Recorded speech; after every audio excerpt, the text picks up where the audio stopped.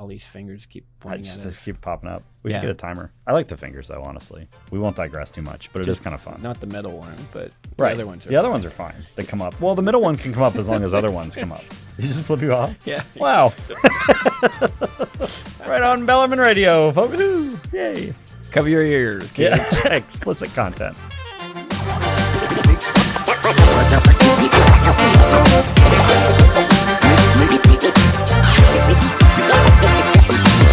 Hey, everybody. Thanks for listening. I'm excited. Yeah, we got a lot of books today. Yeah, here's the thing that's fun about books is I can't read. So it's just fun to have You can them. read. You're dyslexic, but that doesn't mean you can't read. You're right. I'm sorry. I can read. I can read just fine, actually. And I'm really excited to have some of these books with us today. But first, just want to see how was your week this week? Good. Yeah. Now it's getting warmer, which is nice. It's very nice. I'm wearing flip flops. I don't have any shoes on. Yeah. I love flip flops. Yeah. That's my go-to. Does it bring you back to Miami? Yeah. Yeah. So in Miami, in the summer, you can wear flip flops to school. That's awesome. But in the summer, my mom would buy those like $1 flip flops. Yeah. You know what I'm talking about? The really thin ones, that plastic, and they cut your feet up at first. Sure. But then you wear them in. Yeah. Right. And you have calluses. Yeah. Yeah. And so I would wear those for maybe half the summer, and then I would wear through them. Yeah. And so then I would just go barefoot. And by the end of the summer, I remember it could be, 90 degrees, and I could just walk on the pavement. That's awesome. Because you're just calloused. Yeah, and I could walk on coral reefs and stuff coral reefs. Yeah, there's coral everywhere in Florida. It used to be underwater. I don't know if you know that. No. And so when you walk through a lake or anything, it's coral. Yeah, that's old cool. Coral, not living coral. I would never damage. Coral. I totally understand. But yeah, I could totally do that. And I remember being frustrated at the beginning of every summer because my feet were not conditioned for that. Yeah, you know what I mean? So I used to walk all around my neighborhood. Like I just grew up in, a small town. Selling Fizzy-Wig? Yeah, Fizzo. Fizzo. It's called Fizzo. Sorry. Yeah, it's copyrighted, so careful with Sorry. that. Yeah. Fizzo. And I would walk up and we'd go up to the neighborhood pool, and the neighborhood pool was all gravel. And so I would always be able to walk like all the way across the gravel. And I always thought it was so cool that like my feet were just so calloused and I didn't have shoes on unless I had to have shoes on. Like that was my whole childhood. So I was right there with you. Right. I remember, my dad, he was a hippie. Yeah. I don't know. Remember, you know what hippies are, right? Yeah. Okay. He never wore shoes. Yeah. We would go everywhere, and that's probably why they have that sign: no shirt, no shoes, no service. Because my dad would be shirtless and shoeless all the time. Have you ever heard It's to get the hippies out. Oh. That's why. That seems discriminatory. That's not cool. I didn't think it was cool at all. No shoes is awesome. Like this right now is reminding me of how much I love not having shoes on. Yeah. Have you ever heard of, and then we can get into actual topics. Have you ever heard of... This is dyslexic, right? It is. I mean, here's the argument that I make. I make this with the people in this room. I make this with all of us all the time is anything we say is dyslexic related because we're dyslexic. This is just listening to the outpourings of a brain of a dyslexic person. Yes. So it's related to the topic no matter what we talk about. Because Actually, even the way we talk, the way we think about things, the way we connect different ideas, that's all dyslexia. I was thinking, there's a good dissertation in our podcast. For sure. Like analyzing. If someone just went in and analyzed everything we talk about, how we chose to talk about it, and most importantly, and your wife talks about this a lot, is our stream of consciousness. It's probably... I don't know what you're talking about. would probably be a very interesting thing to analyze. What I was going to mention, though, and then I want to dive into some of your book, and then I'll dive into some of these. Have you ever heard of the Old Leatherman? I have a Leatherman pocket knife. It's a folk tale. Oh, the Old Leatherman from the north, like it's the Northeast. You ever heard of this guy? I might be getting it mixed up with another. Probably the young Leatherman. Maybe you know the young Leatherman or the Old Leatherman's brother? The one who lives on Drury Lane? No, that's the Gingerbread Man. That's the Muffin Man. Oh, sorry. The Gingerbread Man, he lives on Alexander Street, I think. Why would you know that? Because you're just just made it up. Yeah, you're dyslexic. There we go. The old leather man was a guy that lived up in like the And East- what's old? I don't know. They don't know his age. Oh, Yeah. so it could be like 30. All he would do was If you're like a teenager and you're writing the story, it's true. Perspective And you meet of a when 30-year-old? stream of consciousness. So I'm talking about. So so from the perspective of the guy that's telling the story, the old leather man is old. Make sense? yes, Okay. So that makes sense. Yeah. So the old leather man is a guy that would dress in like all leather. He had a big beard, and he would just walk in this gigantic like Hell's Angel guy. no. He would walk in like 100-mile loop. Oh, Every single, like all the time. And he would stop at people's houses. Oh. And he would get food from people. And he was basically just like a bit of a vagrant, but, seemed like a nice enough guy and would stop at people's houses. But if people asked him too much about himself or tried to talk to him or anything like that, he would never come back by their house again. oh. But he would stay on the same loop. So he'd go to different people's Where'd houses. you hear this story? On the Planet Money podcast from NPR. Okay, You ever listen to that? It's really, really interesting. I like listening to NPR. Yeah, Planet Money from NPR is really good. Yeah. And they told the story about the old leather man. Real story. Okay. That was folklore. Where- but it's this guy. Where is it? Where's the old leather man? Yeah, Like up on like the East Coast. Like he went around the East Coast is kind of big. like Vermont area. okay, Vermont. like- All right, totally makes sense. Yeah, just Vermont and went and crossed multiple state lines. I don't know the exact loop. I don't You think can that's probably look it East up. Coast, but Vermont? yeah, Vermont's East Coast. they don't have any ocean. But they're just up on the East Coast, like the eastern half of the United States. But there's no surf. They They got a big lake. You can't call it's not the East Coast is just a part of like the United States. You don't actually have to be like, on okay. the coastline. I only think in terms of surfing. I'm sorry. I think that makes sense. Yeah. Anyway, if you ever look at it, the old leather man, I thought it was really interesting. Anyway, Yeah, you try doing that in Miami, you get shot. yeah, exactly. Like that's why you're so interested of where this is happening. You don't walk around. It's the just a bunch street of rich people. and He's talk. just walking around and trying to, Yeah. get some People food. in Vermont are very friendly. And he lived in caves. Oh. He would lived in caves, and like you can actually go visit the caves. There's no caves in Miami. No, what? There are not, caves Not every up north. story has to be in relation to how does it work in Miami. Well, you said East Coast, so you're the one that threw me off. It's not my fault. Tell me about your fun book that you started reading. Oh, okay. Yeah. It's all about people with, it's made by, written by Kate Griggs. It's called This is Dyslexia. I've been kind of going through it a little bit. Sure. And I'm learning a lot about dyslexia in it. But I think what's interesting is the book is designed in a way that I'm not used to. Okay. So like there'll be whole like a quote. Oh. Then there's like QR So what's codes. what's that quote? Any cool? Yeah. Can you show the camera the quote? Okay, let's do this one from Alexander Graham Bell. Invented the telephone. Yeah. He said, "The day is coming when telegraph wires will be laid into houses just like water or gas, and friends converse with each other without leaving the home." It's pretty ahead Like- of its time. Yeah. Yeah, like and now what? you're like, oh, yeah, obviously. Yeah, of course. But I like this one a lot. I'll show you this one. Yeah. Can I read it? Yeah. Yeah. It's by, I don't know who Steve Farley is. Steve Varley. What we shouldn't do is employ Superwoman and spend our time telling her how bad she is with kryptonite. Yeah. Yeah. And we talked about This that. is the Einstein monkey, train a monkey how to, yeah. Right. Exactly. So there's lots of quotes. There's QR codes in there to watch videos. What? A So lot I of shouldn't just do the audio. a lot on of this guy. A lot of bullet points. I like the font. You like the font? I like the font because it's a little bit smaller, but I like that they emphasize certain words. It feels like the emails I type every morning, honestly, because this is like how I type. Is like if I really want to emphasize something, and I don't know if this is right or wrong, I'll be like, so one of the things I tell my team, for instance, is like, we say yes today. Like that's our culture. We want to take care of you today. And so I always put yes today in all caps in the email and then go back to normal font. So like I like the idea of emphasis, even though there's probably better grammatical ways to do that. Don't show Christy. Yeah, she would hate those. It's not APA or MLA or Chicago or anything like that. Anyway, yeah, I'll give it back to you. But yeah, the QR codes. I like the fonts. So I haven't played around with the QR codes yet, but Should we try one? there's Omari McQueen. I don't know who that is. We're trying the QR code for those of you that are listening. This is great radio. Really great radio. Yeah. We were doing all the right things. Okay. Yeah, this is how you make a great radio show.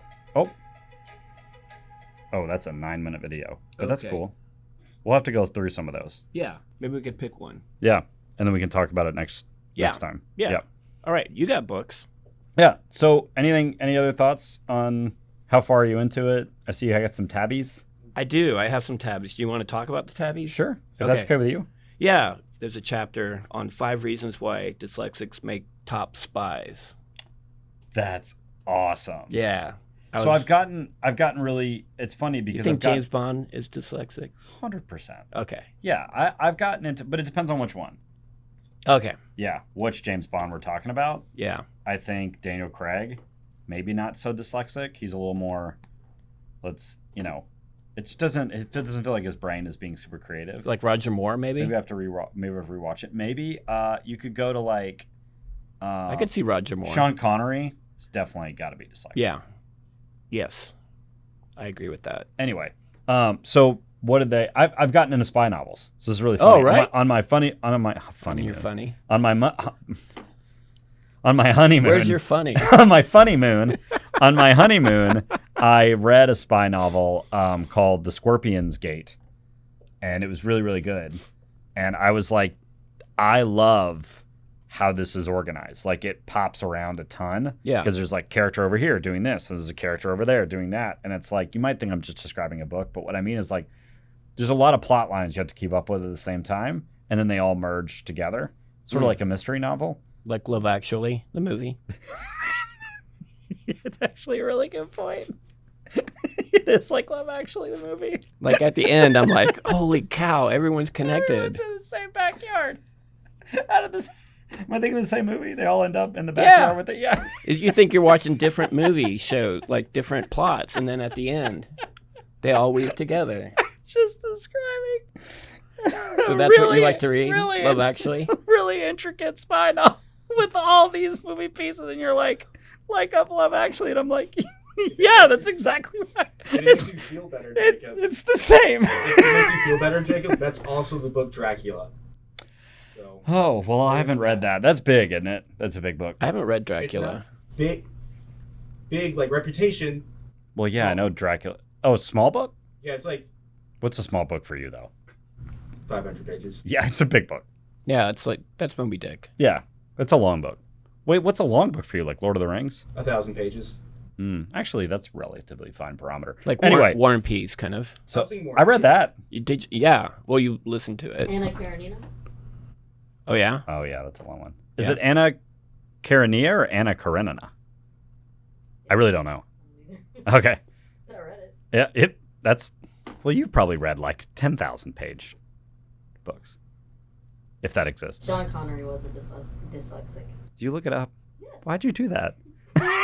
Well, I'm not saying...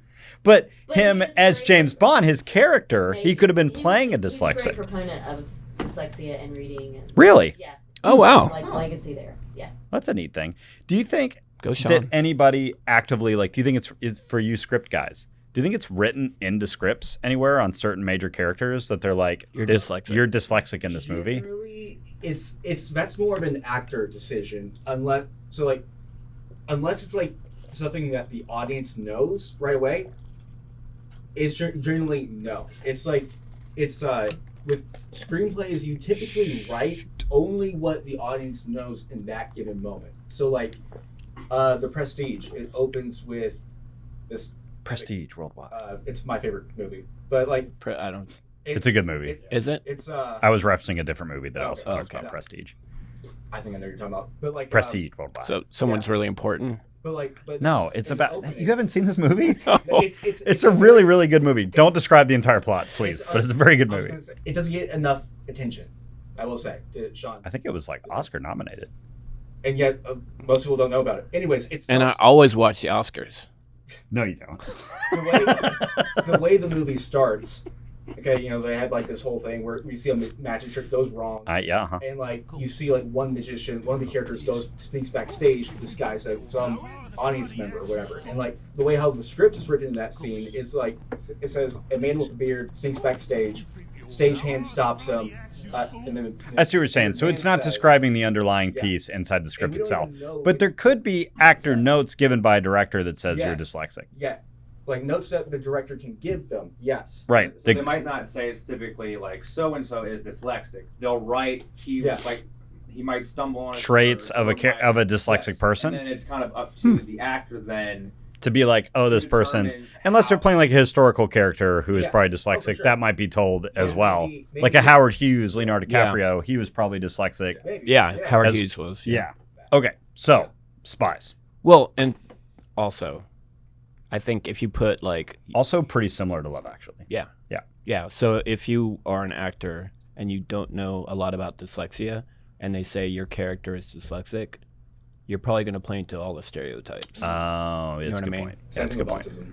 Yeah, Big time on autism. yeah, autism same It way. also depends if it's like if they're method actors and all that type of stuff too. Sure. Because then they go into a different. They usually nail it though. Exactly. And they go into the full depth. They don't just do stereotypical. They might Mhm. tap into it a bit, but they Yeah. go fully into it and Like, study it and learn how to be dyslexic if they're not dyslexic. Like James McAvoy in It. How would you With learn how to stuttering, be He dyslexic? nailed it. Oh yeah, yeah. He nailed That's it actually a good, we should Are write you that talking down. about like That's the a King's good, Speech or whatever? That's another one that nails it. But in the movie It, Chapter 2, James McAvoy plays a character with a stutter, and he nailed it. I really like the King's Speech. I remember that. yeah, it's a great movie. especially for public speaking. Oh 'cause my I used gosh. to teach that all the time. Yeah. and it was I like really almost helpful. cried. I What? feel like you would enjoy teaching public speaking. I taught it for years. Yeah. and now they won't let me. Now I have to teach computer stuff. So my life is Lame. it's hard, Purposeless. really hard. Yeah, I get it. I have to teach people like you how to use Dreamweaver. Spies. Tell me about Yeah. why dyslexics make great spies. So the British Digital Intelligence. The British. We did it because we didn't do Yay. it last time. Yeah, we didn't do it last time, so we got to do it a couple Yeah, times. we got flogged. Yeah, we did. They did not They like it. did not like that at all. Yeah. We almost lost our funding. Yeah. So they actively recruit dyslexic people. We've talked about this a little bit. Yep. And so they have a couple of qualities, and there's a QR code. Oh, cool. Fun. But I like QR you can codes. watch a secret agent explain how dyslexic people. Oh, we're gonna have to put so many videos on there. So It's fantastic to be here at GCHQ this GCHQ. is she like blackened out? You know how when they do that? No, she's not. Oh man, now She's in it. Oh no, everyone's gonna know who she is. Okay. So tell me why This is bad. dyslexic people make. Oh, she's on a couple of these actually. Anyway. Okay. They say we see the big picture. Yeah. Yeah. Yeah, we've talked about that Mhm. millions of times. We can spot patterns that others can't. This is where I don't really know. Yeah, I think so. I think that I have a. We talked about this. No, we didn't talk about this in the last episode. Whichever the last episode is. I don't know how it's cut. But Yeah, I can't. yeah, I'm not sure. But I think it was on last session that we recorded that we talked about how this is going to lead to this, is going to lead to this, is going to lead to this. But here's the thing that's funny is I think that we're really good at. I think I'm really good at spotting patterns. Yeah. Like I think I can understand big picture, then spot a pattern. Yeah, I don't know. You don't think that you're good at that? I don't know. Says we're experts at seeing patterns that others can't. This could be a pattern of behavior, communication, or way to crack a code. Interesting. Yeah, I don't know. Maybe that's not my level of dyslexia. But Or maybe you're so good at spotting patterons that you don't think I don't that's even an think I'm actual good at it. separate trait. like it's just obvious. Yeah. Well, that's a That lot could of be true. It's a lot of stuff with you. Like you're good at putting stuff together, Yes. like building, and that's a pattern. yes. This to this to this to this. But then you're also good at looking. I mean, I would say that you're like interpersonally good at spotting patterns. Oh, Jacob was in a bad mood this session. He's been in a bad mood now the next session. That's means he's been in a bad mood for 2 weeks. Like I think you're good at that, like Okay. interpersonal piece. I would Yeah. think. I don't know. Like we were talking on the other podcast when I was with Lucas and how he can memorize like behavioral things. Yeah. And I don't know if I'm good with that, but I do know my daughter who is dyslexic, but look, we talked about this, like not as dyslexic as me. Sure. She where did she go? She went to like some competition and like Science Olympiad, and like the team really wanted her to go because she's their best code breaker. Like she can break a code faster than anyone else. That's really cool. And I was like, I don't know if I could do that, but she can. You got fingers up. I can't count that. Yeah. It's confusing. We use our intuition to connect the dots. What do they mean by intuition, you think? It's just here. We have sudden leaps of insight that help us solve problems Like in eureka moments? unconventional Are they way. saying like a eureka Yeah. moment could be a little more dyslexic? Oh yeah, totally, Huh.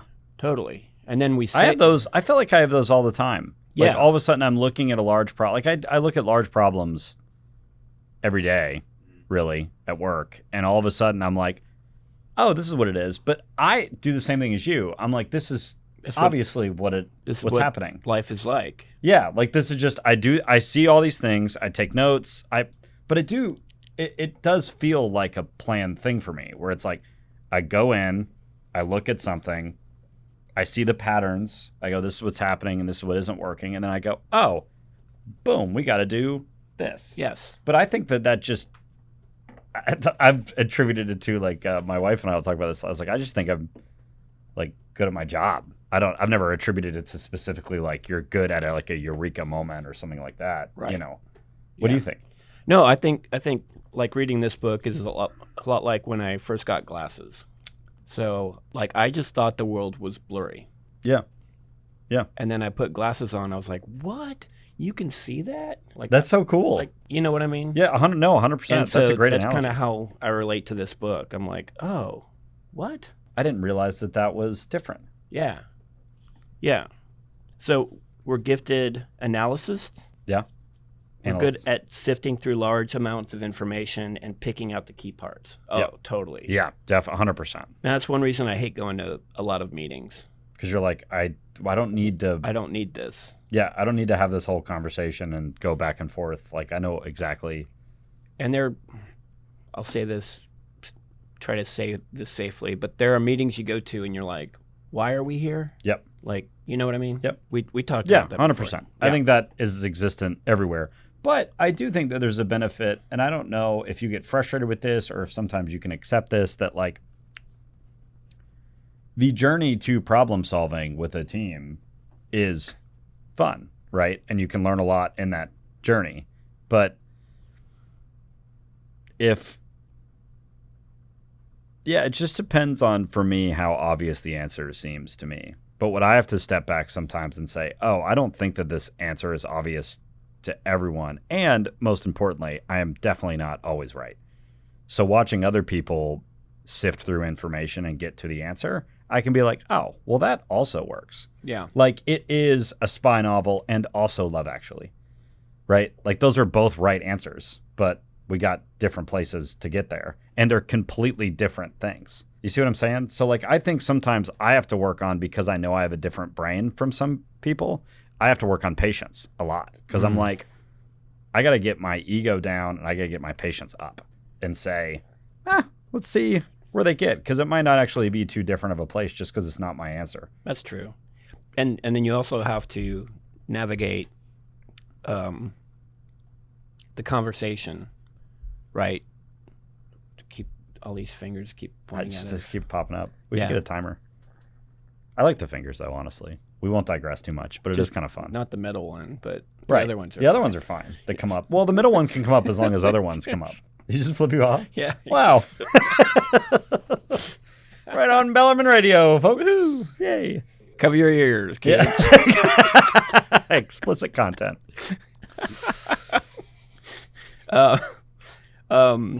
We're brilliant. We are brilliant at simplifying. Okay. And that actually works against me as an academic. Because you're like, okay, class is over. Like this. No. No. I have an hour class to teach this. And you're like, well, really, it's just this, and This, this. and this, and you're done. Yeah, good job, guys. That's why we do projects. Okay. Because then I'm like, apply it, Yep. right? But no, with academia, with writing, I jump to things too fast sometimes. How so? Like, there's like A, B, C, D, E, F, G. and I'll just go to A, C, Yes. that kind of thing. Yep. And I don't explain everything along the way because it's boring. Yeah. Because I'm like, it's obvious. What I'm saying is obvious. And then I'll get a journal returned article because you submit articles Okay. as an academic.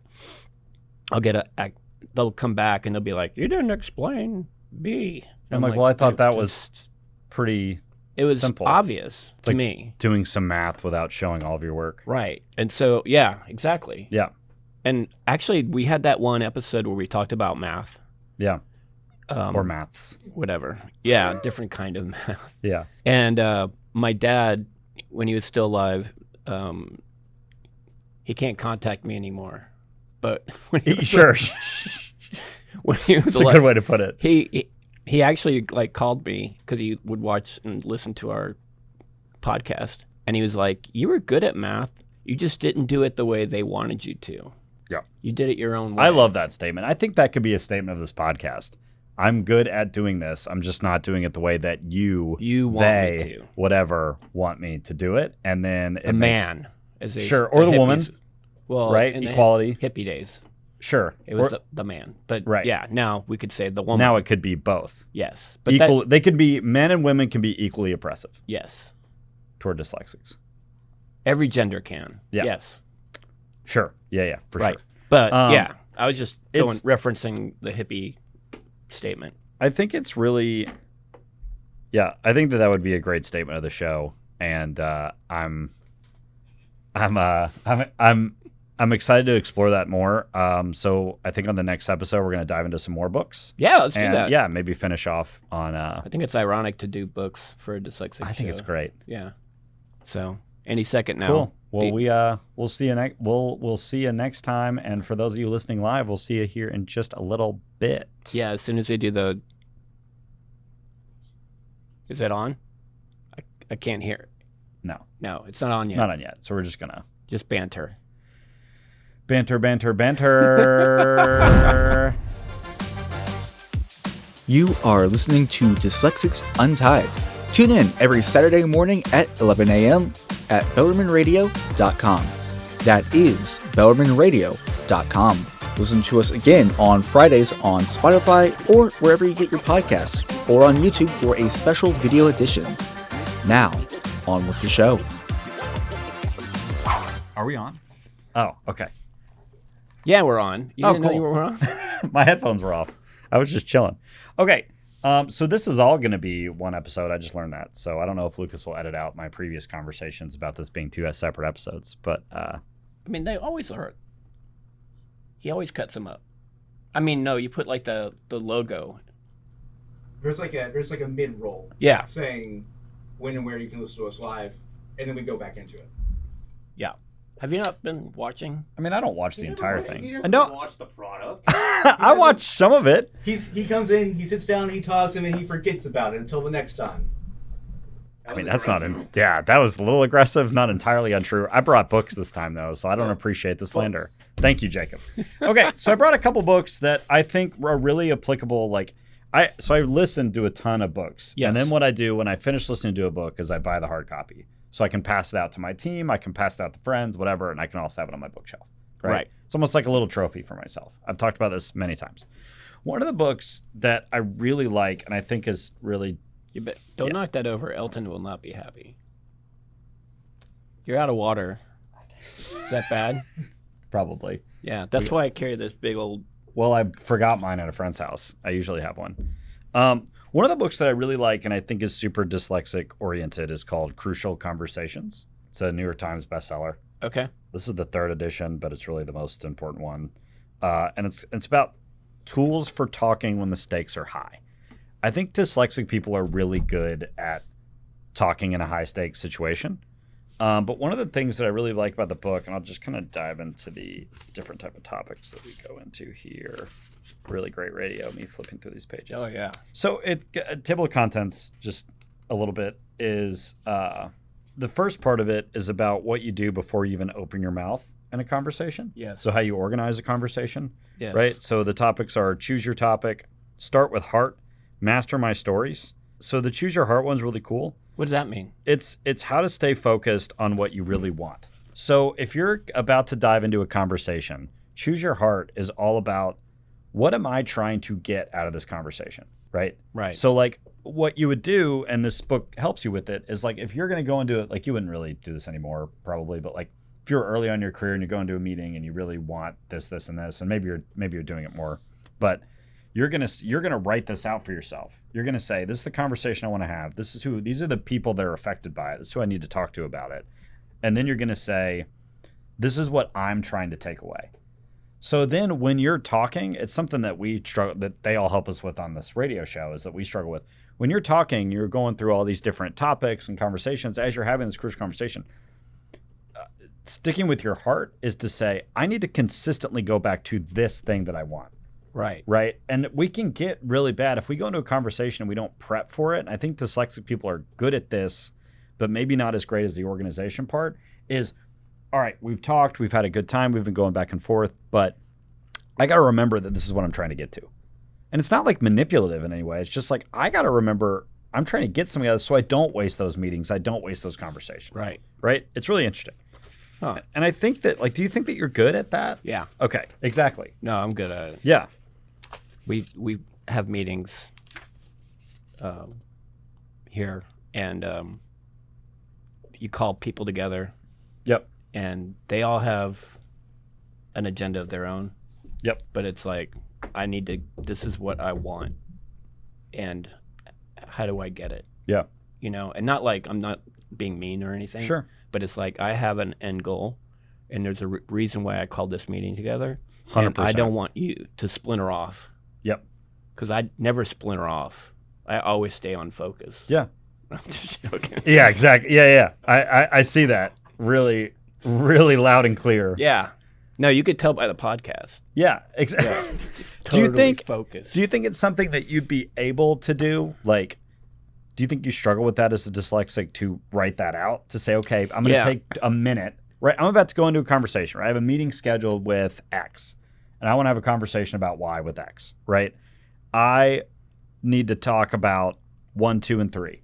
Do you struggle to like take that 1 minute to go, I'm going to write this out real quick, and say like, this is what I need to talk about, and make sure I stay focused on. Maybe on a whiteboard. Yeah, I'll put it in front of me sometimes in conversation. Like I'll have it sitting in front of me, and I'll just be like, these are my topic. Like you can't really see it, right? If you're across the table.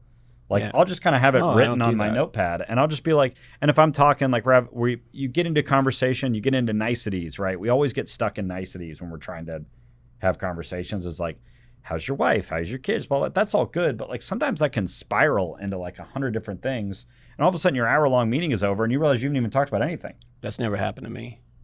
You don't think so? No. I guess I don't do niceties that much.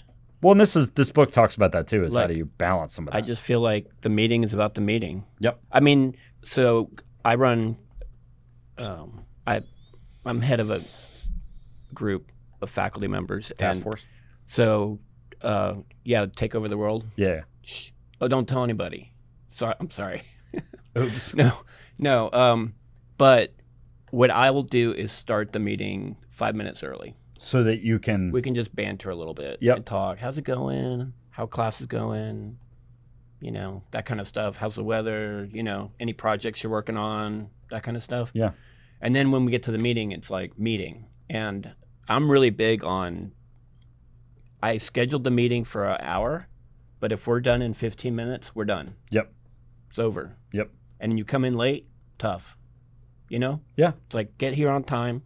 We're going to meet till we're done meeting, hit all our topics, and I will write those out. Is that what you mean? Yeah. Well, and I think I'm good at that too. I'm just saying in general, I think what can happen to people is it spirals. And if you don't like stay organized either, I think I'm good at staying organized in my head on it, always remembering, but also writing down helps too. But I wonder if that's a dyslexic trait that like you talk about the big picture. And what was the other one? It was big picture and See patterns. Yeah, see patterns, right? So you can like remember that this is where I'm trying to get to. Yeah. Right? Okay. I wonder if that's, am I making sense? The British think so. Yeah, the British think so. Yeah. The next part of this is, so now you go into like opening your mouth, actually having the conversation. So you planned it out and they're going to have the conversation.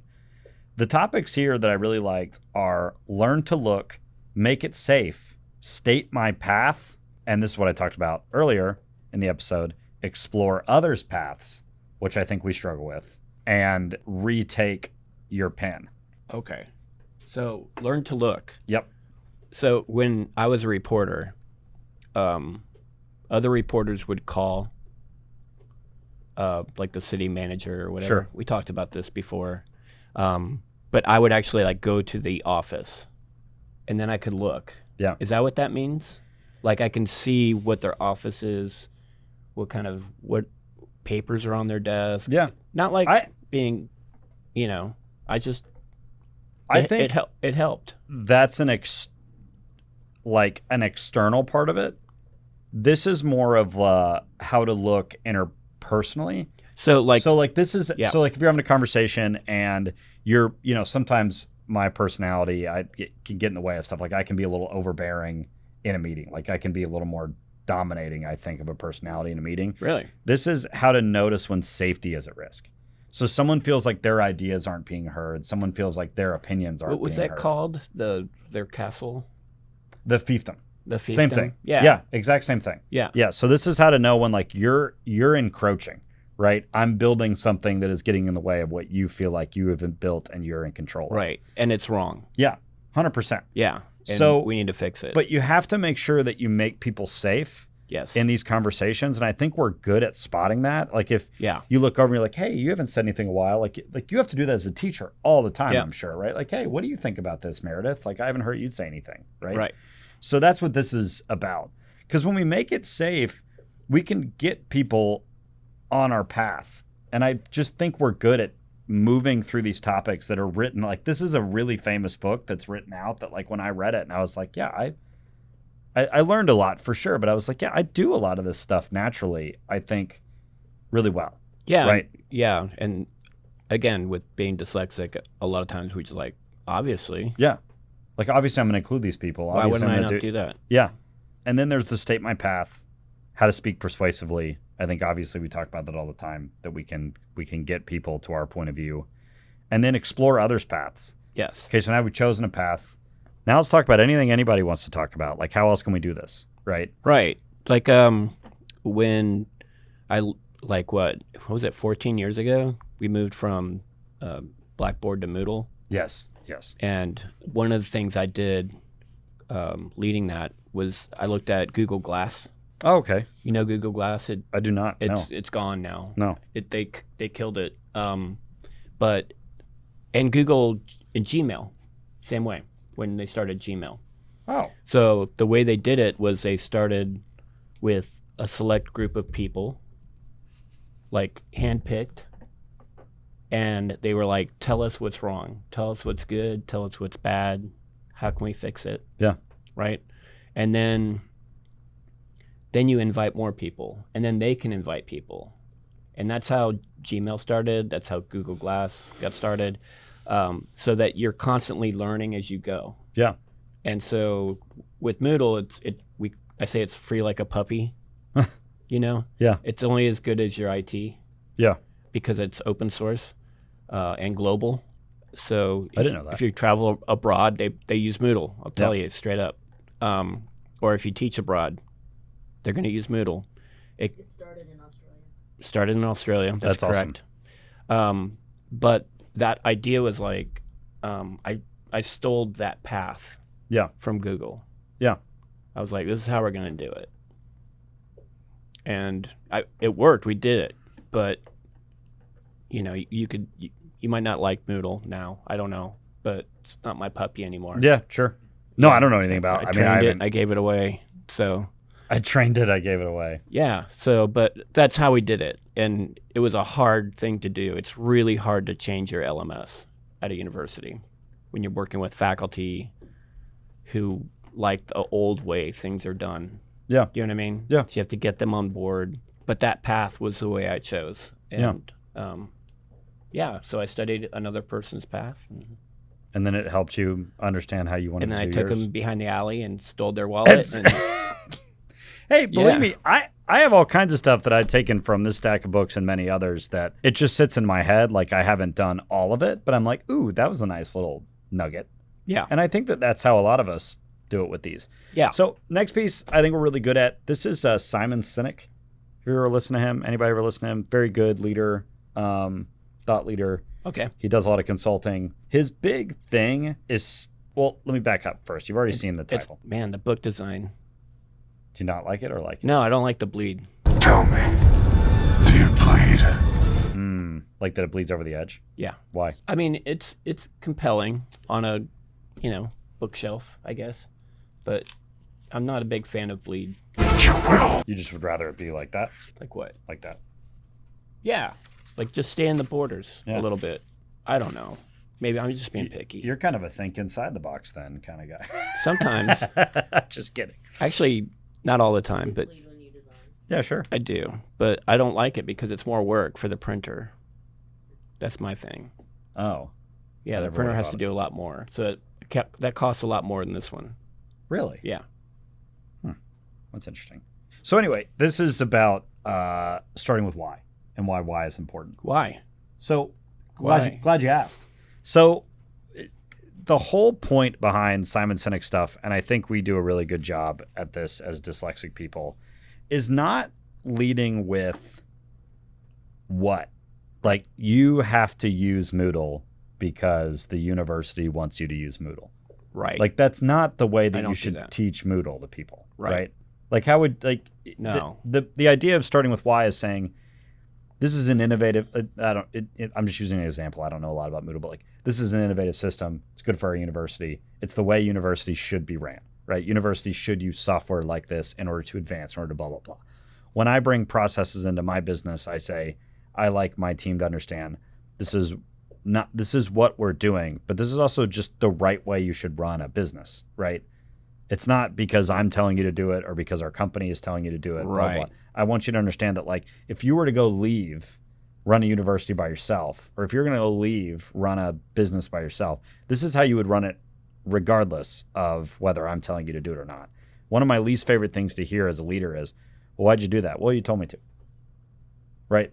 Yeah. That means you're not behind it. So this is the whole idea is like, it helps us lead with the deeper understanding of what we're doing as opposed to just, we're just trying to get you to point A to point Z, right? It's a deeper understanding of what it is we're trying to do. And I think this dyslexic people naturally lead that way. Yes, I agree. And I think that's one thing that I didn't like about high school. Yeah. Is like, you will do this Right. because I said so. It's like, what are you talking about? Yeah. I didn't. I didn't like that in high school. Like, I said so you're going to do it. And it's like, why? So, yeah, totally agree. So it kind of breaks it down to a couple parts. If you don't know, this is the really interesting start of it that I liked. Okay. A world that doesn't start with why. So someone that doesn't start with why because they don't know why. And if you don't know why, you probably shouldn't be using that process. So like if you're in an organization, which all of us have different jobs, right, or in different organizations, I see a little bit of smirks, and you're doing stuff and you don't know why, it's because your organization doesn't know why it's doing it. Or they're not leading it the proper way. What is that from? Is it Office Space with the TPS report? Or do you know what I'm talking about? Yeah. Office Space. Yeah, and you're like, why? Yeah. Why am I doing this? Yep. Why do I have to do this? 100%. You're wasting my time. Yep. I could be doing other things. Yep. It's totally true, and it's good to start with why as an employee or as a thinker or whatever, because if you're sitting here and you're listening to this and you're going, oh, I do X thing every day at my job and I have no idea why, ask somebody, and if they don't know, ask somebody else, and if nobody knows, then you need to stop doing it and see what happens. It's that simple, and we run into this all the time in business, run into all this in life, and so it's how it starts, and then you create. So you figure out why someone isn't leading with why, and you create an alternative perspective, right? And you say, this is why. Like one of the things that's cool, let me see if I can actually get to it. I'm going to try my best to see if I can get to this. I'm not good with books. You want me to make some rustling sounds? Yeah, really great radio. I'll do that here. So, really cool thing about this book, and I don't know if this is like copyright problem at all, but you can let me know. No, you can use portions of, cool. of a printed book. So you saw that circle. I'll show. It's called the Golden Circle. It was created by Simon Sinek, and the outermost layer of the circle is what. The next layer of the circle is how, and the next layer of the circle is why. So it's funny that he like hand did that. I thought it was interesting too. That's kind What of. do you think the design reason was for that? And then he like spends so much on the book cover. He probably didn't have any money to do the That's probably graphic why. on the inside. Yeah, Simon, I don't know what your book costs are, but Shawn and I have some opinions on how you could probably help your profitability. Yeah, then you can get that professionally done. Right. You don't have to draw it yourself.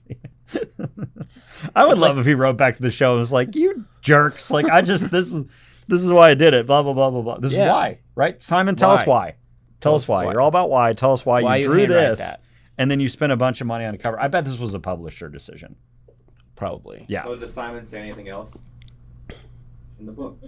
About the design? Yeah. He doesn't say anything about design, but he does say this.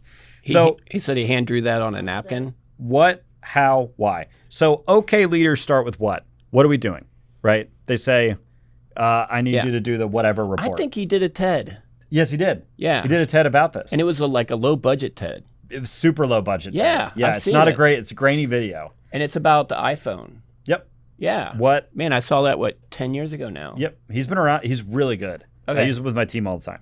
Okay. So, okay, leaders lead with what? Right. And Simon, I apologize. I might be butchering this, but this is how I understand it. Decent leaders We're on lead a with roller like coaster how. here. Okay, so it's like this is what we're doing and this is how we're going to do it. Okay, that's great.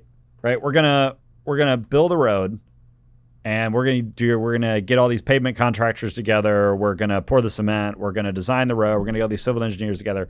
So we've done the what we're going to do. We've done how we're going to do it. And we're like that's really cool. Why are we building this road? You could ask a lot of places in China the same question.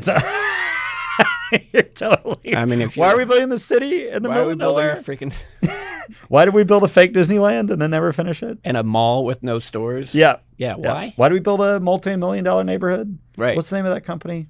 I won't digress too long. Oh I no, promise. I don't know the name of the company. The name of the company that I just collapsed know that- caused the China housing market collapse. Epard. Darn, that was on Jeopardy last night.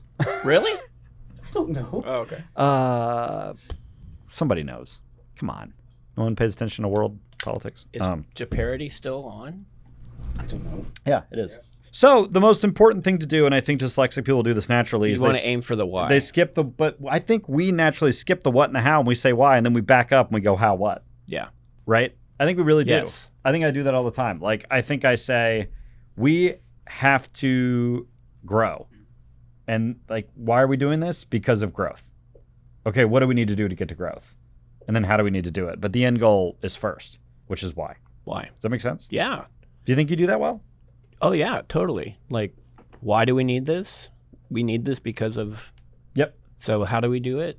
Yep. And What then- What does it take to do that? Yeah. I think we Yeah. work the golden circle backwards. I thought that was really interesting, which is why I brought the book, because I was like, I think all these very successful business books, and this makes sense, that dyslexic people just naturally fall into it.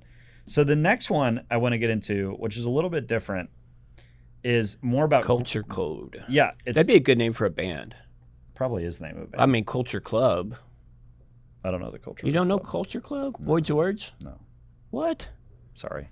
Do you really want to hurt me? Oh, do you really want to make me cry? Yeah, that's Culture Club. Okay, I didn't know that. Cool. Yeah. Boy George. This is called the Culture Code. This is more about like a group think, right? So we've gone into individual thought process, we've gone into why. And then this is about where does great culture come from? How do we build and sustain it in a group or strengthen a culture that needs fixing? Okay. Do you think we're good at that? Yeah. How? So strengthening a group? Yeah.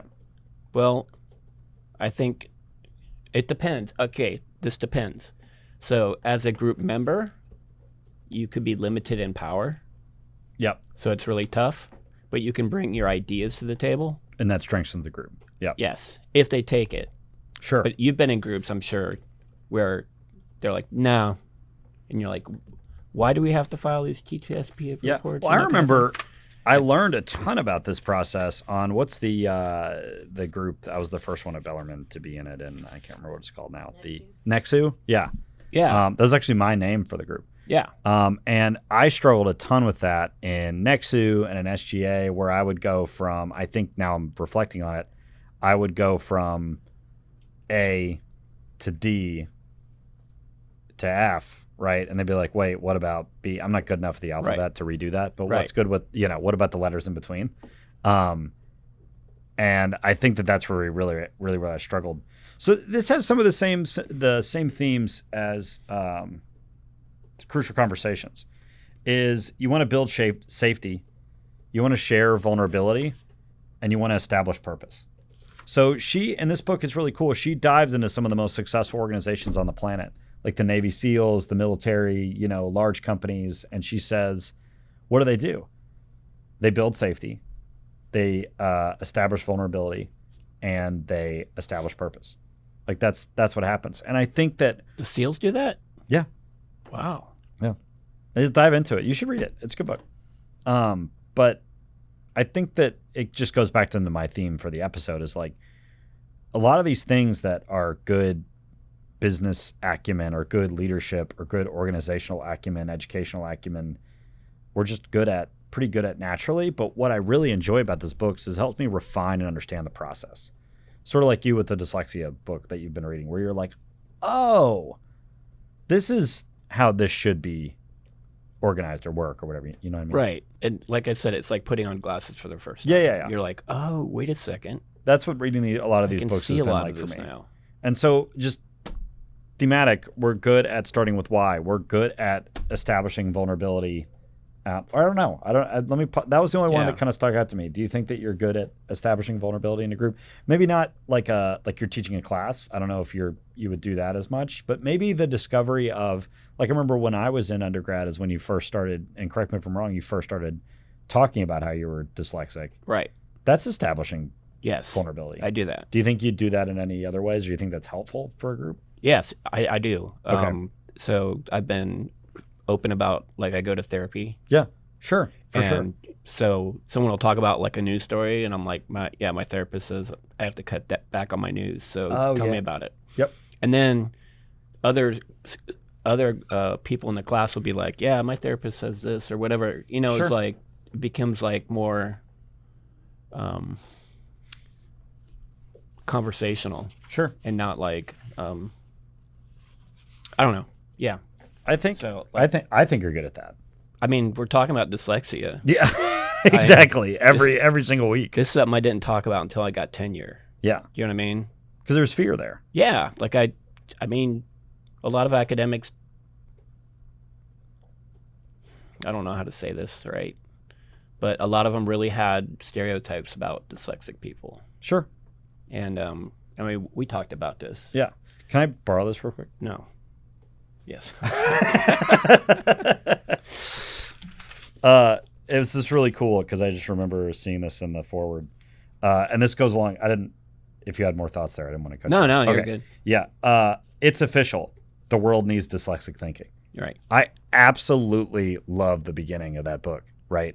This is a very successful business person, this is a very successful thinker, and he's saying, it's official, the world needs dyslexia.